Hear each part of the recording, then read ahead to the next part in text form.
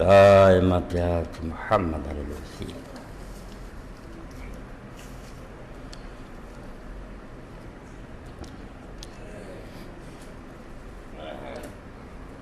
الحمدللہ وسلام علی عبادہ الذین اصطفیٰ. اما بعد فاعوذ باللہ من الشیطان الرجیم.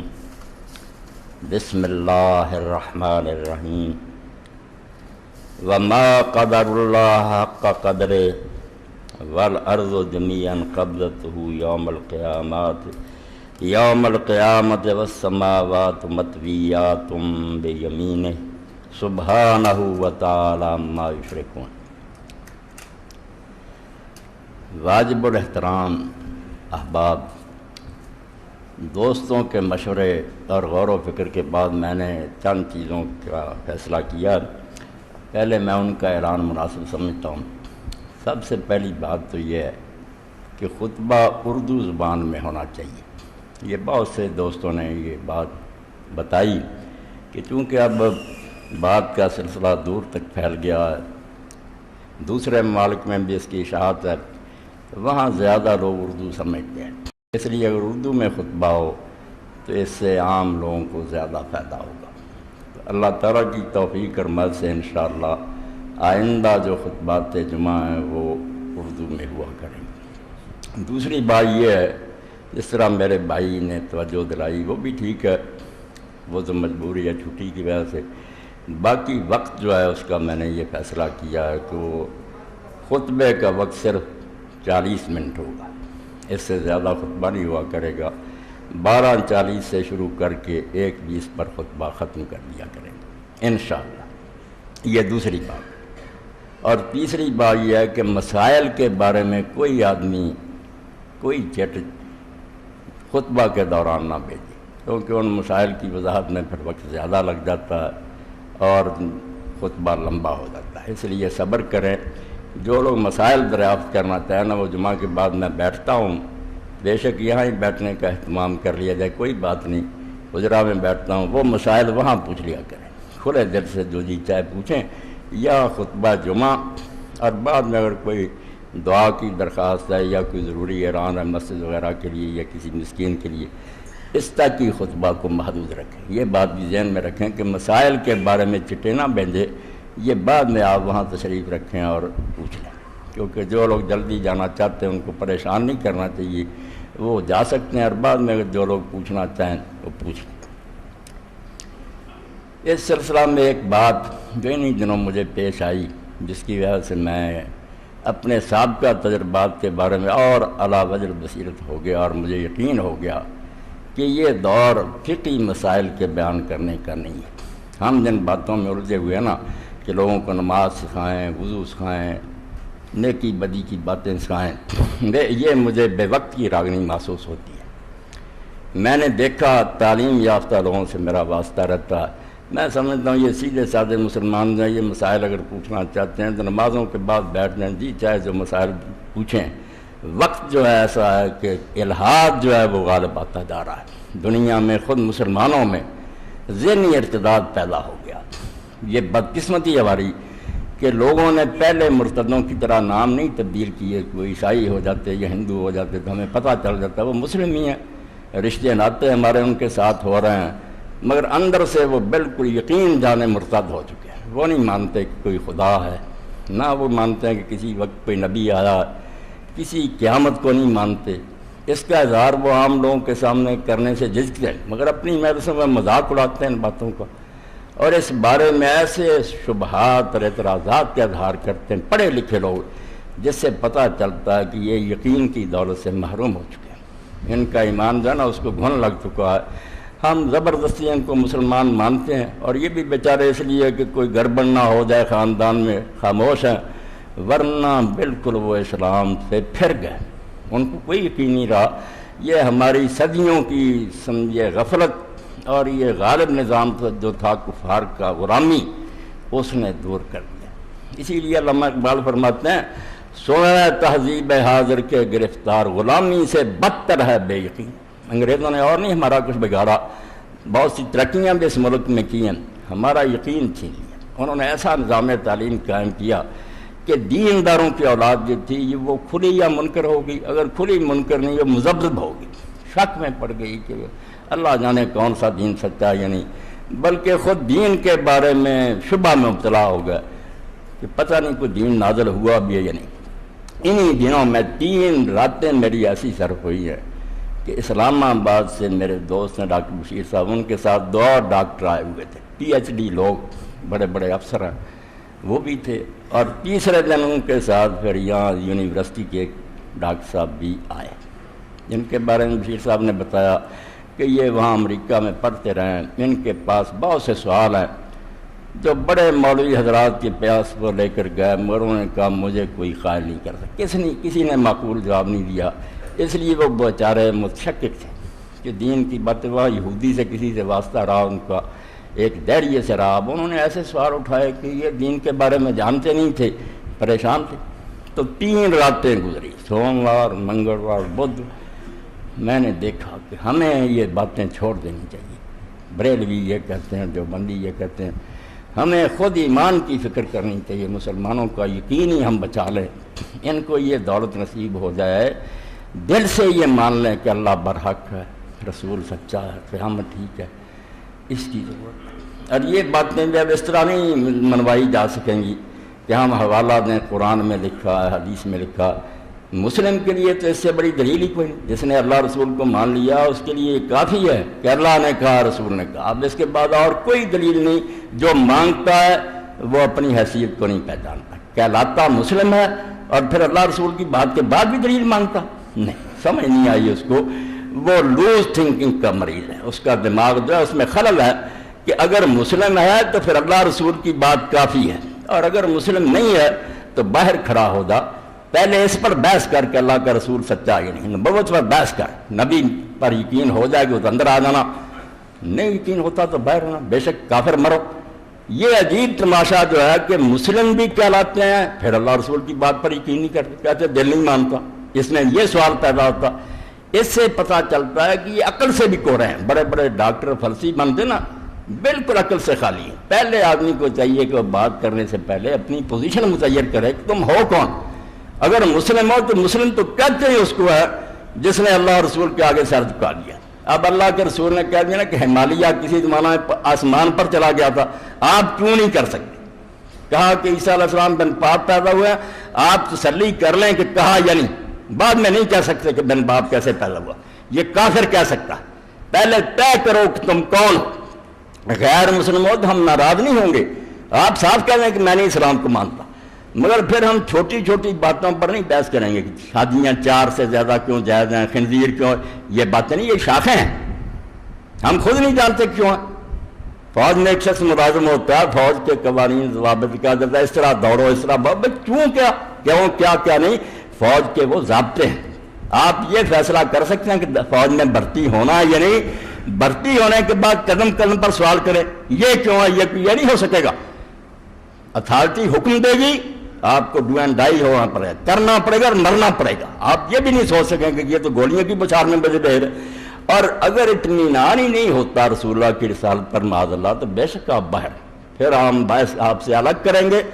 رسالت پر بحث کریں گے جو بنیاد کی بات ہے کہ رسول سچا ہے یا نہیں،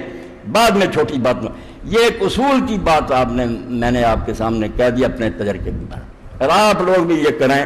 وہی کتابیں پڑھیں گے میں آپ کو بتاؤں گا، نہ یہ پڑھیں رسول کریم کی نماز جو بندی الگ رکھ لیں کہ حضور کی نماز یہ بھی حدیثیں دے رہے ہیں کہ رفع دین چھوڑیے ادھر دے رہے ہیں رفع دین والی، اس سے اور پریشانی پھیل رہی ہے۔ رسول پر اطمینان حاصل کریں، خدا کے لیے بنیاد گر گئی ہے، دہ گئی عمارت، یقین جو ہے وہ گم ہو گیا ہے، اس لیے یقین کو پیدا کرنے کی کوشش کرنی چاہیے، دلائل سے، باپ دادے سے سنی ہوئی بات چھوڑ دیں،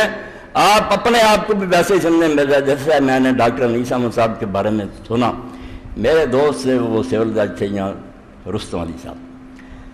اب اسد اللہ لطیف صاحب کے ہاں افطاری کی دعوت ہوتی تھی، آفیسرز کلونی وہ بھی آتے تھے، بات چیت ہوتی تھی، انہوں نے کہا کہ ہم ریفریشر کورس کے لیے 1 مہینہ اسلام آباد گئے، جج تھے، اب میں نے ٹریننگ کے لیے بھیجا گیا۔ اب ڈاکٹر انیس احمد صاحب نے کہا کہ اگر آپ نے یہاں رہنا ہے تو مسلمان ہو کر نہیں رہنا، اگر آپ نے یہ سمجھا کہ ہم مسلمان ہیں اعتراض نہ کریں، آپ کو کچھ نہیں ملے گا، آپ کافر ہو جائیں کہ قرآن جھوٹا ہے، اسلام جھوٹا ہے۔ دل کھول کر اعتراض کریں، جو کافروں نے کیے ہیں جی آپ پہ وہ کریں، میں آپ کی تسلی کراؤں، آپ کا اطمینان کراؤں، آپ ایمان لے کر یہاں سے لوٹیں۔ باقی انہوں نے کہا کہ ہم نے ساری عمر میں جو پڑھا اس سے وہ نہیں ملا جو 29 دنوں میں ملا۔ لوگوں کو موقع دو، کسی کو کافر نہ کہو، کچھ نہ کہو، اور لوگ بیچارے بے یقینی کا شکار، نظام تعلیم نے ان کو گمراہ کر دیا۔ ہم فتوے دے لٹھ لے کر ان کے پیچھے پڑ جائیں کہ اس بچے نے یہ کیا، ایسا نہیں ہونا چاہیے۔ بحث کریں، اور بحث صرف رسول پر کریں، یقین جانیں دین کی بنیاد جو ہم نے اللہ دیکھا، ہم سے اللہ کی کوئی بات ہوئی ہے، جنت دوزخ ہمیں دکھائے گئے، فرشتوں کا ہمیں پتہ کیا ہے یا نہیں ہے، کوئی نہیں۔ ہمارے پاس صرف ایک شہادت، ایک زبان ہے جس نے کہا کہ اللہ ہے، ایک ہے، یہ اس کی صفات ہیں، جنت اور دوزخ ہے، اس میں یہ کچھ ہے، ہاں یہ سارا رسول کریم علیہ السلام سے ہم نے سنا۔ اب رسول کریم علیہ السلام بھی وہ گواہ ہے جن کی صداقت کو پرکھنا لازم ہے۔ بالکل ہر شخص کو چاہیے کہ اس بارے میں جو چھلنی بھی وہ استعمال کر سکے اس پر حضور کو جانچے، تسلی کرے، سخت سے سخت اعتراض کر کے فیصلہ کرے کہ دل مانتا ہے کہ یہ اللہ کی طرف سے تھا، سچا رسول تھا۔ اگر یہ ہو گیا تو انشاءاللہ پھر جیسے لائن کلیئر ہو جاتی ہے نا اور ٹرین تیزی سے بھاگنے لگتی ہے، سارا دین آ جائے گا، نمازیں بھی آ جائیں گی، روزے۔ جب یہی بنیاد کمزور ہوگی،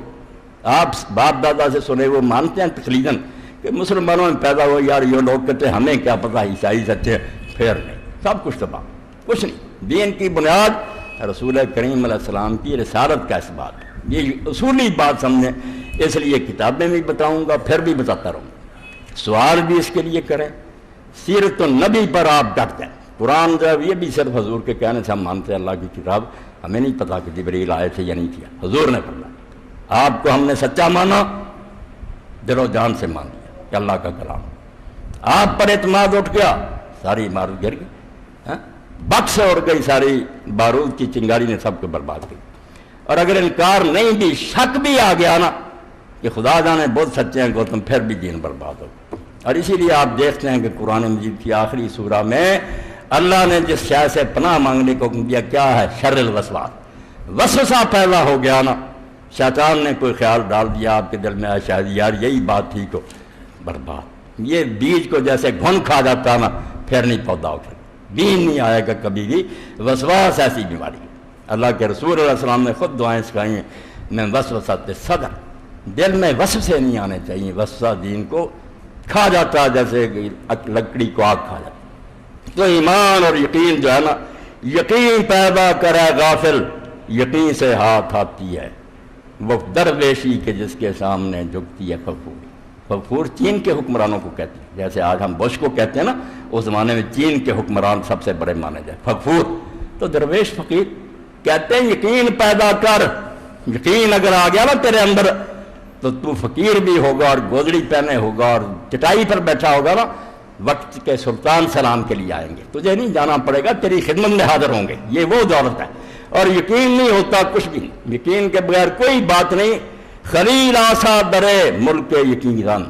ابراہیم علیہ السلام کی طرح یہ دروازہ کھٹکھٹا، اللہ نے کہا یکون من الممکن، ہم نے اسے دلائل اتنے سکھائے، بار بار نشانیاں دکھائیں کہ وہ یقین کرنے والوں میں سے بن جائے۔ یقین ایسی دولت، فرمایا ابراہیم علیہ السلام کی طرح اس دروازے کو کھٹکھٹا، نوائے لا احب العافین، پھر آواز تو دے گا جو قرآن میں آتی ہے کہ میں فانی چیزوں کو نہیں مانتا، پھر خدا کا دامن ہاتھ میں آ جائے گا، وہ زندہ خدا مل جائے گا، روشنی ہو جائے گی، نور، ورنہ اندھیروں میں بھٹکتا رہے ساری عمر، اندھیرے یا کفر کا یا شرک کا یا فسق کا یا بدعت کا، طرح طرح کی گمراہیاں، نجات نہیں پا سکتی۔ تو اس لیے ایسی کتابیں جن سے ایمان پیدا ہو، رسول پر یقین پیدا ہو۔ جن لوگوں کو پتہ ہے اس دور میں مولانا مودودی رحمۃ اللہ علیہ نے جو کام کیا، ان کے مخالف بھی مانتے ہیں، چھوٹے چھوٹے مسائل میں جھگڑتے ہیں کہ صحابہ کے بارے میں یہ لکھا ہو، مگر اس بات کو مانتے ہیں کہ یہ کفر کی الغار جو ہے دہریت اور الحاد، یورپ جو لوگوں کو منواتا ہے سائنس اور فلسفے کے دور سے کہ خدا نہیں ہے،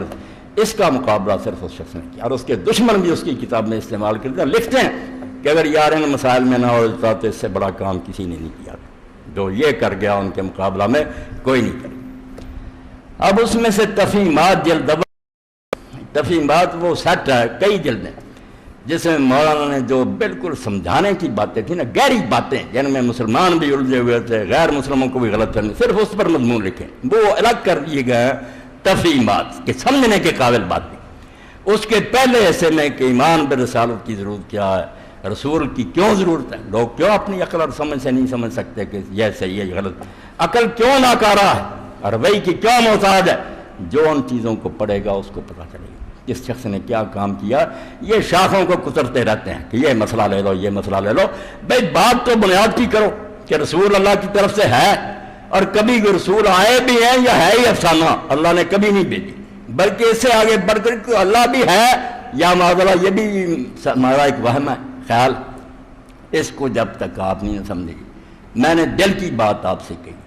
مل کر پڑھے لکھے لوگوں سے، کہ وہ بیچارے تذبذب کا شکار ہیں، کہہ نہیں سکتے، دل نہیں ان کے مانتی کہ اسلام سچا ہے، اس کی وہ کہتے مذہب تو اور بھی، وہ بھی سارے کتابیں لیے پھرتے، ہمیں کیا، بہت بڑی بات، اس کو حاصل کرنا چاہیے، اس پر اپنی توجہ مرکوز کریں گے۔ اور اس دور میں اب میں نے انہیں بھی بتایا، انہوں نے اسی وقت نوٹ کری، کہنے لگے ہم یہ کتابیں نہیں چھوڑیں گے۔ اب میرے بارے میں نامراد ناواقف اور جاہل کہہ دیتے ہیں، مولوی صاحب شیعہ ہیں، مولوی صاحب بریلوی ہیں، مولوی صاحب، انہیں نہیں پتہ چلے گا، ان کی جو فضا ہے نا کرگسوں کی، جہاں یہ اڑتے ہیں یہ نہیں سمجھ سکتے۔ میں ان چیزوں سے بہت اونچا ہوں، میں نہیں جانتا کہ یہ کیا گروہ بندی ہے، سارے ہمارے بزرگ ہیں، ہمارے ساتھی ہیں، جو اچھا کام کرتا اس کی داد دینی چاہیے اور اس سے فائدہ اٹھانا چاہیے۔ اب تازہ کتاب میں 6 میں پڑھ چکا ہوں، اب مجھے اطلاع ملی ہے کہ 3 جلدیں اور آ گئی، وہ بھی انشاءاللہ حاصل کرنا۔ تفسیر موضوعی، یہ ایران میں شیعہ عالم ناصر مکارم اس میں لکھی، اب کیا لکھا اس نے، ایسی بات کہی جو 1400 سال میں کسی نے نہیں کی تھی۔ ہم آج تک تفسیریں پڑھتے تھے مفرداتی کہ ایک ایک لفظ کی وضاحت کی، جیسے امام راغب اصفہانی کی المفردات، ایک ایک لفظ کی تشریح عربی میں اس کا کیا معنی ہے، وہ بھی بہت اعلیٰ کام تھا۔ ایک تفسیر ترتیبی تھی، شروع سے لے کر سارے قرآن کی تفسیر ہوتی جاتی،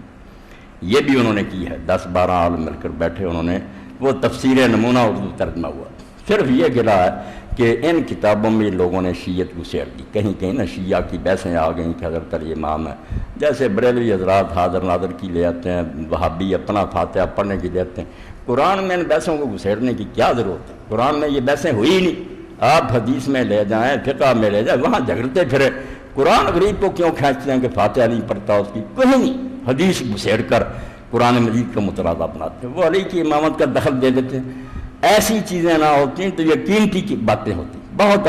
نقصان پہنچا دیتے ہیں ایک اچھے کام کو۔ اب تفسیر موضوعی کیا ہے، اللہ اکبر، سبجیکٹ کے مطابق ایک مضمون لیا، اللہ صرف، اس میں اور کوئی بات نہیں، سارے قرآن میں جو اللہ کے بارے میں، اس کی صفات کے بارے میں، وہ ایک جگہ آ گئی۔ اور اس میں پھر جو ہے نا فلسفیوں نے کہا، دانش آج تک جتنے دنیا میں عقل مند پیدا ہوئے ہیں، مشرق سے مغرب دوسری امتوں میں بھی، وہ اللہ کے بارے میں کیا کہتے رہے ہیں، کہاں کہاں ٹھوکریں لگی ہیں، قرآن کیوں ان کے مقابلے میں زیادہ سچا، ایسی عقلی اور لاجیکل بحث کہ جو مانتا اور جو پڑھے گا اس دور میں کہے گا ہاں اللہ کا پتہ چلا، باقی دل ٹھوک گیا، پتہ چلا کہ اللہ ہے اور اس کی یہ شان ہے۔ پہلی جلد علم پر رکھی ہے، سب سے پہلا سوال بھی ہے کہ آدمی اس جھنجٹ میں پڑے ہی کیوں، ہم کیوں ڈھونڈتے پھریں کہ اللہ ہے، یعنی ضرورت کیا علم کی، اس کے بغیر نقصان کیا، علم پر لکھا، علم ہے کیا شے انسان کے لیے، کیوں یہ ضروری ہے، علم کے ذرائع کیا ہیں، کہاں کہاں سے حاصل ہوتا ہے، حواس سے بھی ہوتا ہے، 5 ملے ہوئے حواس، کان ہیں، آنکھیں ہیں، ناک ہے، چھونا ہے، منہ سے چکھنا ہے، ان کو حواس خمسہ کہتے ہیں۔ ایک علم کا ذریعہ تو اللہ نے یہ بھی دیا، کچھ چیزیں ہم ان سے معلوم کر سکتے، چکھ لیا پتہ چل گیا یہ میٹھا یہ کڑوا، ہاتھ سے چھو لیا گرم ہے یا ٹھنڈا، آنکھوں سے دیکھ لیا، ناک سے سونگھ لیا بو ہے بدبو ہے، حواس خمسہ، یہ سب سے پہلا سٹیج۔ اس کے آگے عقل شروع ہوتی ہے، وہ چیزیں دیکھنے نہیں آتی، لوگ کہتے ہیں عقل میں نہیں آتا، بات اندھے حواس کی کر رہے ہوتے ہیں کہ میں نے دیکھا نہیں، وہ تو سٹیج تھی حیوانوں کی، آنکھوں سے دیکھ کر ماننا 4 پایوں کا کام تھا، عقل کا تو دائرہ ہی وہاں شروع ہوتا ہے جہاں حواس بس کر دیتے، نہ دیکھنے میں آئے گی نہ سننے، وہاں سوچنا پڑے گا کہ ایسا ہو سکتا ہے، یعنی وہ عقل ہے، اور عقل سے بھی آگے پھر آ جاتا ہے وہی کا دائرہ کہ جہاں عقل بھی بے بس ہو جاتی ہے، سوچ سمجھ سے بھی کچھ پلے نہیں پڑتا، پھر اللہ رہنمائی کرتا، خود آسمان سے بولتا ہے، کلام اتارتا۔ اس لیے 2 جلدیں تو میرے بھائیوں اس پر خرچ ہو گئی۔ علم کیا ہے، ضرورت اس کی کیا ہے، کہاں کہاں سے لوگوں نے حاصل کیا، کیوں ناکام رہے ہیں، وہی کی کیا ضرورت، یہ بنیادی موضوع ہے۔ مودودی صاحب کا بتا دیا ایمان بالرسالت پر کی ضرورت، اور یہ اور ایک کتاب مرحوم ہو چکے سید ابوالحسن ندوی رحمۃ اللہ علیہ، یہ تبلیغی جماعت جو پھرتے ہیں بیچارے ہمارے بھائی یا نیکی کرتے، مگر وہ ان کی جان تھی، ان کی طرح نہیں تھے، وہ مانتے تھے کہ اسلامی حکومت کے بغیر گزارا نہیں، وہ اولاد تھے سید احمد شہید رحمۃ اللہ علیہ کی، مجاہدین کی نسل، اور اب تک ان کے خاندان میں ہر بیٹا اور بیٹی عالم ہے اور حافظ قرآن، پورا خاندان اب تک اپنی روایت کو لے جا رہا، ان کے بھتیجے بھانجے چھوٹی کی علماء۔ انہوں نے سید ابوالحسن ندوی نے خطبہ دیا، زیادہ نہیں پڑھ سکتے تو اللہ کے لیے یہ کتاب لے لیں، چھوٹی، مذہب اور تمدن، یہ لیکچر دیا انہوں نے جامعہ اسلامیہ میں، وہاں جامعہ ملیہ دہلی، وہاں تھے بڑے بڑے ڈاکٹر پروفیسر سارے فلسفے کے استاد۔ سید صاحب نے وہاں پھر یہ باتیں کہیں کہ 3 سوال ہیں جن کو حل کیے بغیر علم کا، علم ہی نہیں کہنا سکتا، جو یہ حل نہیں کرتا کوئی علم نہیں، دنیا جہان کی کتابیں رکھ دے، اگر ان سوالوں کا جواب اس کے پاس نہیں، اس نے کچھ نہیں جانا۔ پہلا سوال یہ ہے کہ ہم کہاں سے آئے، ہمارا مبدا کیا ہے، کس طرح دنیا میں آ گئے، خود بخود پیدا ہو گئے، مادے نے پیدا کر دیا ہے، کوئی اللہ ہے پیدا، اس کو مبدا کہتے ہیں کہ ہمارا آغاز کیا ہے۔ دوسری بات یہ ہے کہ انجام کیا ہو، ہر عقل مند ان پڑھ بھی کہے گا کہ واقعی یہ باتیں سوچ لیں کہ ہم جب نہیں تھے کس طرح یار اس دنیا میں آ گئے، کس نے بنا دیا یا خود بخود بنے، اس بارے میں فیصلہ کرنا پڑے گا، اور مر کر بس مٹی ہو جائیں گے یا بعد میں کچھ ہوگا تو کیا ہوگا، کس طرح کوئی سزا جزا ملے گی، یہ ماد کہہ جاتا ہے۔ اور تیسری بات درمیان کی ہے کہ جب آئے ہیں آگے یہ ہونا ہے تو اب کس طرح رہیں، ماس جینے کو کہتے ہیں، کیسے آپ کی کھوپڑی نے اور دماغ نے کام کیا انہوں نے کہ واقعی یہ 3 سوال تو بنیادی، اور ہر کافر مومن نے اس پر بحث کی ہے،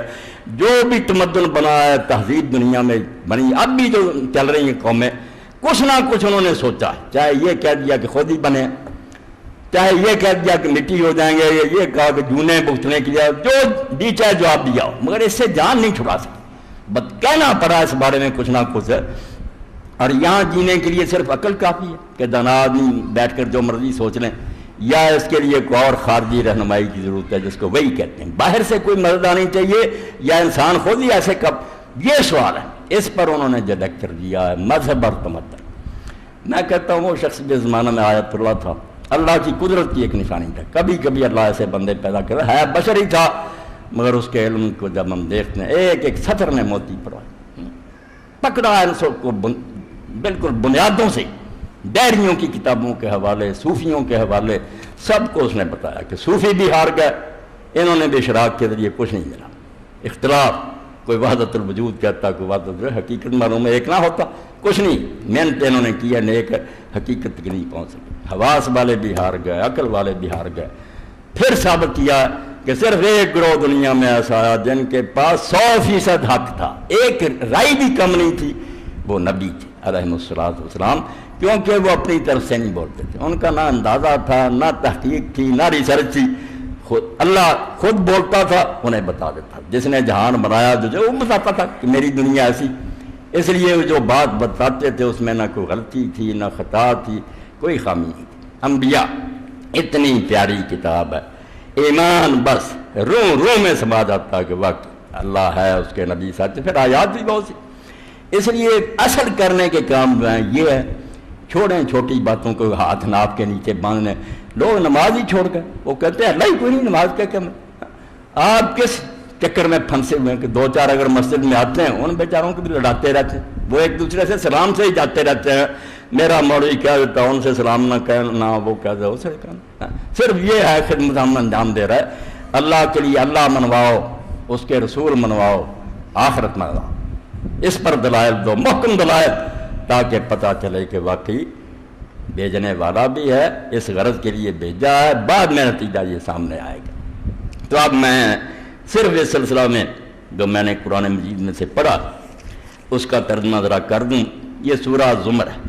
24واں پارہ، قرآن میں یہ مضمون تو بھرا ہوا، پچھلا خطبہ بھی تھا کہ اللہ کہتا ہے آئے گا جب یہ کارخانہ جو ہے یہ تباہ ہو جائے گا، یہ دنیا اسی طرح نہیں چلتی رہے گی، آسمان ٹکڑے ٹکڑے ہو جائے گا، پہاڑ اڑ جائیں گے، سمندر جائیں گے، یہ بھی زمین پر پھیل جائیں گے، ساری زمین برابر کر دی جائے گی۔ وہ فنائے عالم کا بیان تھا۔ یہ قرآن میں سے کہاں سے پڑھیں؟ یہ تو سارا قرآن بھرا ہوا۔ قرآن کا تو یہ مرکزی مضمون ہے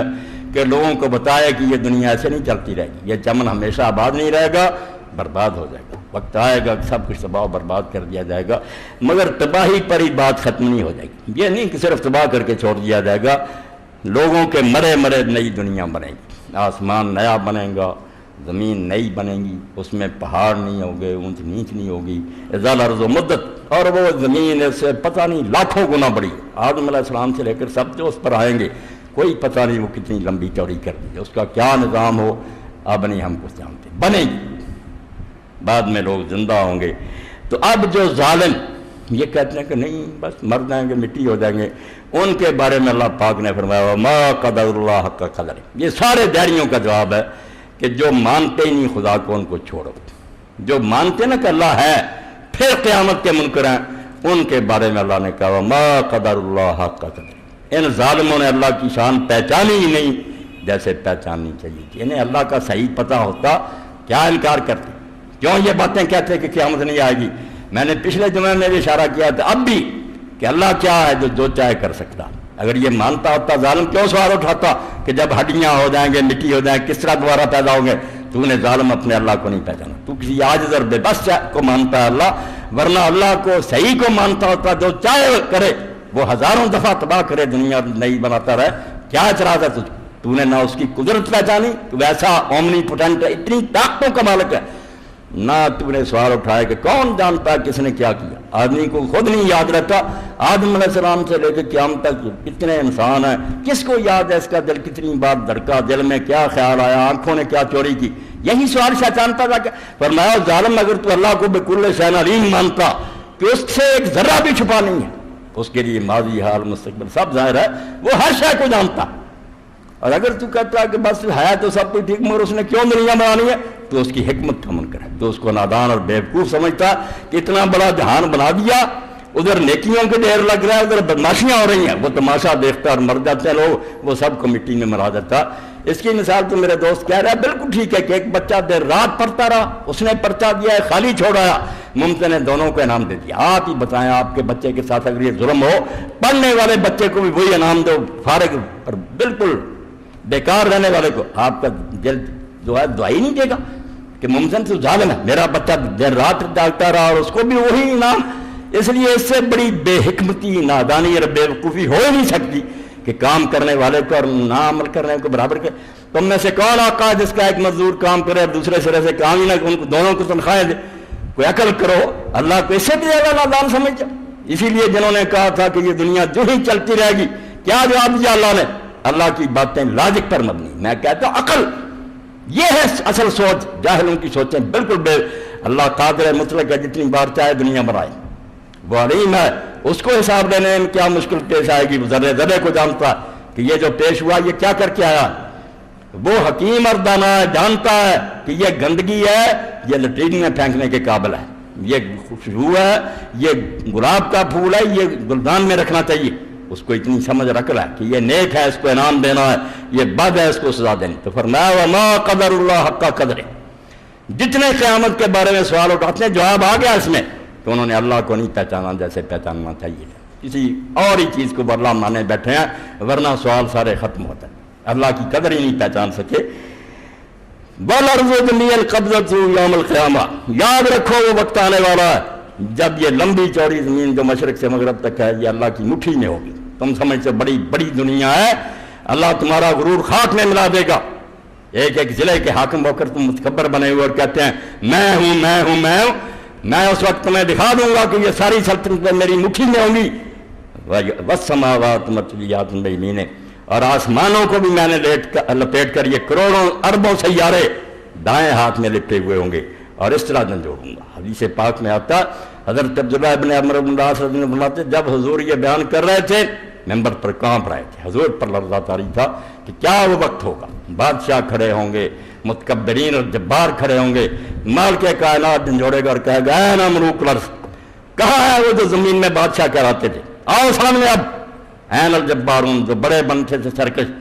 سر نکالے یہاں، این المتکبرون، کوئی بول نہیں سکے گا۔ پھر کہا جائے گا لمن الملک اليوم، بولو آج راز کھلا کہ بادشاہی کس کی ہے، کون ہے حکمران کائنات کا، پتہ چلا تمہاری وہ فرضی اور خیالی جو بادشاہ تھے کہاں ہیں، آئیں ساتھ تمہارے، اب جکڑے ہوئے غلاموں کی طرح، اور پھر خود ہی آواز آئے گی للہ الواحد القہار، کسی کی بادشاہی نہیں، اللہ واحد کی بادشاہی جو اکیلا ہے اور بالکل کنٹرول ہے، غالب ہے، انڈر کنٹرول ہے اس کے دن۔ قہار کہر والا کر رہے، اللہ بڑا قہار ہے، اس کا معنی پنجابی والا لے لیتے ہیں بڑا ظالم ہے، توبہ توبہ، عربی زبان میں قہر دبانے کو کہتے ہیں، کہ اس نے ہر ایک کو دبا کر رکھا، کہ اس کے سامنے چوں نہیں کر سکتا، وہ غالب ہے۔ تو فرمایا یہ آسمان و زمین اس نے مٹھیوں میں پکڑے ہوں گے، سبحانہ و تعالی عما یشرکون، سن لو وہ پاک ہے اور بلند ہے ان چیزوں سے جو اس کے ساتھ تم شریک کرتے۔ اب یہاں ہم کیا کرتے ہیں، ترجمے آتے ہیں نا، پہلی بات پڑھیں گے قصے کہانیاں، جب ٹیپ کی بات آئے گی نا آخری جس میں سب کچھ ہوگا، سرسری اللہ پاک ہے اور بلند ہے، گزر جائیں گے، عالم گزر جائیں گے درس دیتے، بس سب کچھ جس میں 1000 سال بحث کروں سبحانہ و تعالیٰ میں وہ چھپی ہوئی، جانتے ہی نہیں کہ اس میں حکمت کے کتنے ہوتی۔ جب کہا وہ کون ہے، سبحانہ، ہر کمزوری سے پاک۔ اب لاؤ سوال، جتنے قیامت کے بارے میں سوال کرو گے اس میں کوئی نہ کوئی کمزوری خدا میں نکالو گے، پھر سوال بنے گا۔ اگر وہ جو چاہے پیدا کر سکتا ہے، ہر شے کو جانتا ہے، عادل ہے، حکیم ہے، فیصلے کرے گا، پھر کون سا اعتراض باقی رہ گیا۔ سبحانہ، اس میں کوئی خامی عیب نہیں ہے، وہ ساری کمزوریوں سے پاک ہے جو تم نے فرض کر رکھی ہیں۔ وتعالی، اور تمہاری عقل جہاں تک پرواز کرتی ہے نا، سوچتے جاؤ اڑتے جاؤ بلند، وہ اس سے پرے، تمہارے اندازوں سے بالا ہے پرے سرحد ادراک سے اپنا معبود۔ قبلہ کو اہل نظر قبلہ نما کہتے ہیں، وہ بہت اونچا، اس کو کوئی نہیں پا سکتا، نبی ولی نہیں پا سکتے۔ اللہ کے رسول علیہ السلام نے بھی فرمایا، ساری رات تہجد پڑھتے آخر سجدے میں گر جاتے، لا احصی ثناء علیک، اللہ میرے بس میں نہیں ہے کہ میں تیری تعریف بیان کر سکوں کہ تو کیا ہے اور کیا نہیں۔ جب سمجھ نہیں سکتے کیا بیان کریں، انت کما صنعت نفسک، تو خود ہی اپنی تعریف کر سکتا کہ تو کیا ہے کیا نہیں، ہم نہیں کچھ بھی کر سکتے۔ اقرار نبیاں سندات لا احصی بچا، اسی حدیث کا حوالہ دیا ہے نا مولانا کہ لا احصی ثناء علیک، جو حضور نے کہا نبیوں کے سردار کا اعتراف آ گیا ہے۔ اقرار نبیاں سندا لا احصی بچایا، گناہ تیری نوں پا نہ سکے تو بے عیب خدایا۔ سب کچھ وہی ہے، پتہ نہیں، جبریل روز کلام سنتا لے کر آتا، عمر کا افسر ہوگی نہیں میں پال سکا کہ کون ہے، کون حکم دیتا، آواز سنتا ہے آ جاتا تھا۔ حضور نبی کریم صلی اللہ علیہ وسلم سے ایک یہودی عالم نے پوچھا کہ زمین کے جو خطے ہیں ان میں سے سب سے اللہ کے نزدیک پیارے خطے کون ہیں؟ اتنے جو ہیں مسجدیں ہیں، بازار ہیں، گھر ہیں، احب البقائر اللہ کون سے، اور اسی طرح برے کون سے؟ آپ نے فرمایا میں نہیں جانتا۔ جبریل آئے، ان سے پوچھا، انہوں نے کہا میں بھی نہیں جانتا، اللہ سے پوچھوں گا۔ اللہ کے پاس گئے، واپس آئے، اور حدیث پاک میں کہا اللہ کے رسول جتنا میں آج قریب ہوا ہوں، جب سے پیدا ہوا کبھی قریب نہیں ہوا۔ آپ کے سوال کی برکت سے بہت اللہ نے قرب بخشا، مگر پھر بھی میرے اللہ کے درمیان 70,000 نور کا پردہ ہے، جھلمل ہو رہی تھی، کوئی پتہ نہیں چلتا کیا آ گیا۔ جواب لائے کہ سب سے پیاری جگہ مسجدیں ہیں، سب سے بری جگہ بازار اور منڈیاں ہیں۔ دیکھتے ہیں ہم جھوٹ سارا کر رہا ہے بازار میں، یہاں بات ہو رہی۔ تو اللہ کہتا سمجھ آ جائے یہی نقطہ کہ سبحانہ، اس میں کوئی کمزوری ہو تو تمہارے سوال پیدا ہونا کہ یہ نہیں ہو سکتا، یہ وتعالی، اور بلند ہے، بہت بلند و بالا، جتنا جی چاہے سوچتے جاؤ وہ ادراک کی سرحد سے پرے ہے۔ ہم شرکون، جو تم نے اس کے ساتھ شریک فرض کر لی، یہ شرک بھی ساری بیماری، جیسے قیامت ہے نا اس کا انکار، یہ شرک بھی اسی سے پیدا ہوا ہے، نہ اللہ کو سبحان مانا، نہ اللہ کو تعالیٰ مانا، ناراض نہ ہونا۔ اگر یہ لوگ کبھی جائزہ لیں کہ ہم کیوں یہ وسیلے واسطے ڈھونڈتے ہیں کہ اللہ کو ملنا، فلاں کے پاس جائیں، وہ اللہ کو جا کر کہے گا، نادانوں کے ذہن میں اللہ کا سبحان اور تعالیٰ ہونا نہیں آیا۔ انہوں نے سمجھا کہ اللہ کو کیا پتہ دنیا میں کیوں ہو رہا، وہ جیسے کوئی بادشاہ کہیں بیٹھا ہوتا، کسی وزیر امیر سے ملیں، وہ جا کر کہے حضور وہاں ایک سائل آیا ہے۔ نادانوں، جس نے جا کر اللہ کو بتانا ہے نبی ولی نے، ان کے تو پیدا ہونے سے پہلے جانتا کہ میرے بندے نے یہ مانگنا، یہ کون سی نئی اطلاع اس کو دیں گے؟ ان کے پاس کوئی نیا علم ہے جو اللہ کو دیں گے؟ ان کو تو جو پتہ چلتا وہ بھی وہ بتاتا ہے، انہوں نے کیا خبر دینی ہے؟ اور اگر کہو کہ خبر تو ہے مگر اللہ کو پتہ کوئی نہیں اس فیصلہ مقدمہ میں کیا فیصلہ کرنا چاہیے، ہو سکتا ہے یار جج غلطی کر دے، اس لیے سفارش کراتے ہیں کہ سب اصل معاملہ یہ صحیح انصاف کر۔ تمہارا خیال ہے کہ اللہ کوئی غلط کام کر سکتا ہے؟ ہو سکتا؟ میں تو ابن قیم رحمۃ اللہ علیہ کا جب پڑھتا ہوں کہ ایک ولی کے بارے میں لکھا کہ 40 سال بعد اس کو خواب میں دیکھا گیا، پوچھا کیا بنا؟ اس نے کہا 40 سال ہو گئے، اس لیے اللہ نے کھڑا کر رکھا سامنے کہ تو نے کیوں کہا تھا کہ یہ دن بارش کے ہیں؟ بارش نہیں ہو رہی تھی، اب تو نے کہا تھا یہ دن بارش کے ہیں، یہ مجھے پہچانا تھا، میں بے عقل تھا جس کو نہیں علم تھا کہ بارش ہونی چاہیے، تو نے اعتراض کیا، تجھے میری معرفت نہیں حاصل، تو نادان اور جاہل ہے میرے بارے۔ اس کو میرے بھائیو اللہ کو پہچانو، اللہ جانتا ہے سب کچھ، اور کیا کرنا ٹھیک ہے کیا نہیں وہ اس کو پتا کہ کون سی دعا ماننے کے قابل آئی کا، اور اگر کوئی جانتا ہے سب کچھ ہے مگر اس میں رحم نہیں ہے، پیار نہیں ہے بندوں سے، اس کو یار کوئی کہے سنیں گا تو شاید اس کے دل میں کوئی ترس آئے، ورنہ اسے ہماری کیا پرواہ، لعنت ہو کروڑوں تم پر جو ارحم الراحمین ہے۔ اور جس نے ذرہ ذرہ تقسیم کیا تو حضور نے فرمایا جو 100واں حصہ نہ بانٹا، 99 اب بھی باقی رکھے ہیں ریزرو، اور 100واں تقسیم کیا تو اس کا بھی اثر ہے کہ گھوڑی جو ہے اس کا پاؤں پر بچے پر آ جائے فوراً نرم کر کہ میرا بچہ دیس پر باؤ نہ آ جائے، وہ مخلوق میں اس 100ویں حصے کا یہ اثر ہے، رحمت ہے، اللہ رحیم نہیں، وہ نہیں رحمت کرے گا اور کون رحمت کرے گا؟ وہ ان کے دلوں میں اگر رحم ڈالتا ہے، کسی غریب نے فریاد کی، امیر کے دل میں آ گیا ایسے پیسہ، کس نے خیال ڈالا؟ اللہ نے ڈالا۔ اس لیے فرمایا سبحانہ و تعالی عما یشرکون، جو باتیں تم کہتے ہو قیامت کے بارے میں یا شرک کے بارے میں، یہ اس لیے کہتے ہو کہ تمہیں پتہ نہیں چلا کہ اللہ ہر قسم کی کمزوری سے پاک ہے اور تمہارے اندازوں سے بہت پرے ہے۔ وہ کوٹھا نہیں ہے کہ وہاں پوڑیوں کی ضرورت ہو، نہ وہ ڈیسی ہے جو اندر چھپا ہوا کہ اردری کی ضرورت ہو۔ وآخر دعوانا الحمدللہ رب العالمین وصلی اللہ تعالی علی خیر خلقہ سیدنا محمد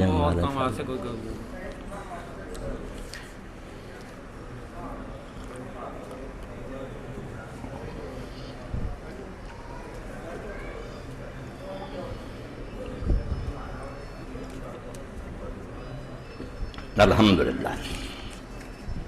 لے لینا گلاس۔ الحمدللہ رب العالمین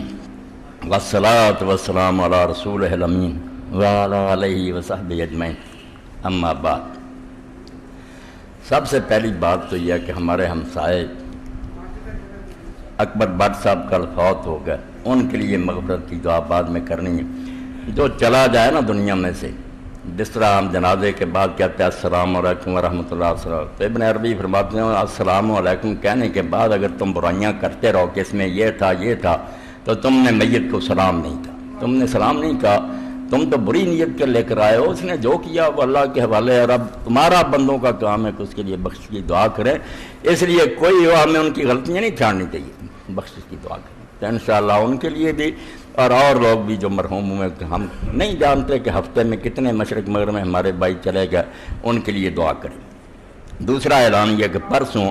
بروز اتوار وقت 8:30 بجے شروع ہوگا اجتماع مسجد میں تحریک اسلامی کا، احباب شرکت فرمائیں، آ جایا کریں، یہ اتوار کے دن جو نا اجتماع 15 دن بعد ہوتا ہے، اس میں شریک ہوا کریں، انشاءاللہ آپ جھوڑیاں بھر کر جائیں گے، اللہ کی مدد سے دین کے نقطے آپ کو ملیں گے۔ تو یہ 8:30 بجے شروع ہوگا۔ 8، 9، 10 اکتوبر اگلا مہینہ جو آ رہا، سالانہ اجتماع جمعہ ہفتہ اتوار کو بمقام حسن عبدال جو ہے ہو رہا ہے۔ اس پر میرے بھائی نے لکھا کہ ہمارے ذمہ 15,000 روپے، وہاں جو اجتماع ہو رہا اس کے لیے 15,000 روپے درکار ہیں، اس کار خیر میں سب حضرات ضرور حصہ لیں، زکوٰۃ ہو صدقات ہو، جن کو اللہ نے دیا 15,000 تو ایک آدمی کے لیے کوئی بات نہیں، تو یہ رقم جو ہے نا اگلے جمعہ تک یہ آپ بھی پوری کر دیں۔ اور تیسرا اعلان جو بھائی نے مجھے توجہ دلائی، پہلے وہ بیبیاں آئی تھیں، مسکین تھی، حاجت مند تھیں، انہوں نے سفارش کی تھی، تو آج کے جمعہ پر آپ ان مسکین عورتوں کے لیے بیچارے، جن کے یہ ہمارے بھائی شریف صاحب سفارشی ہیں، میرے پاس بھی آئی تھیں، تو اللہ مدد فرمائے تو زیادہ سے زیادہ ان کی مدد کریں، اللہ اجر دے گا، بالکل اجر دے گا۔ جب کسی مسکین کے لیے صدا دی جائے نا تو آپ اس کو کسی کا معاملہ نہ سمجھا کریں، اپنے دن سمجھیں کہ میرے لیے کھاتا کھول گیا سیونگ اکاؤنٹ، اللہ کے بہشت میں مجھے اس میں بارے میں جو ملے گا نا وہ ان کوڑیوں کے مقابلے میں بہت ہوگا۔ اللہ توفیق دے تو آج جو کچھ بھی اکٹھا انہیں دے دینا چاہیے۔ اللہ تعالیٰ سارے حاجت مندوں کی حاجتیں پوری کرے، ان کی مشکلات کو حل فرمائے، پریشانیوں سے بچائے۔ پریشانی بہت بڑا روگ ہے، غم کھا جاتا ہے آدمی کو۔ یہ اعلان جو کیسٹوں کا ہے، یہ آپ نے پہلے بھی سنا، بھی میں کہہ دیتا ہوں، آپ سب کے علم میں یہ بات ہونی چاہیے، یہ کیسٹیں جو فروخت ہوتی ہیں میرا اس کے ساتھ تعلق نہیں، سب کے علم میں یہ بات ہونی چاہیے۔ آپ پہلے جانتے ہیں، مگر ہونا چاہیے پتہ کہ میں نے دوسرے علماء کی طرح کو یہ نہیں رکھا کہ میری ریکارڈنگ کرو اور اس سے مجھے حصہ دو، نہیں، اللہ نے مجھے بہت دیا اور اللہ سب کو دے، ایسی کوئی بات نہیں۔ باقی یہ لوگ جو خدمت کر رہے ہیں اللہ اس کا صلہ انہیں دے، اس پر میں خوش ہوں کہ چلو میری بات کو لوگوں تک پہنچانے کا یہ طریقہ ہے، اللہ تعالیٰ کسی کے دل میں اتار دے۔ تو یہ اکرم صاحب کی طرف سے ایک حضور کی بیٹیاں کیس نمبر 1 اور 2، قیامت کا منظر اور رجب، شان اولیاء 2 کیس، پردہ کی حمید 2 کیس، 12 امام اور مناظرہ 2 کیس، علاوہ ازیں تمام خطبہ بچے جمعہ۔ اسی طرح ہمارے بھائی سہیل ہیں اور یہ شفیق صاحب بھی، یہ سارے ایک ساتھی کرتے ہیں۔ آپ جس سے چاہیں لے لیں، آئیے، آپ کی اپنی مرضی ہے، اور جس کی پسند کریں کہ اس کی آواز اچھی ہے، اس میں میرا کوئی دخل نہیں۔ باقی اللہ تعالیٰ ان بچوں کو مزید توفیق دے کہ میری بات کو یہ محفوظ کر کے لوگوں تک پہنچائیں۔ میری تو دعا یہی ہے کہ نام محمد سے اجالا کر دے، رسول کا نام دے، اس سے ہمیں دنیا میں روشنی پھیلانی چاہیے۔ رسول پاک کے ہم خادم ہیں، آپ کے پاؤں کی خاک ہیں، ہمیں جو ملا حضور کے صدقے ملا۔ ہم کہاں مسلم ہوتے اگر حضور تشریف نہ لاتے؟ اس لیے ہر کلمہ گو کا کام ہے کہ وہ جہاں بیٹھے، جہاں جائے،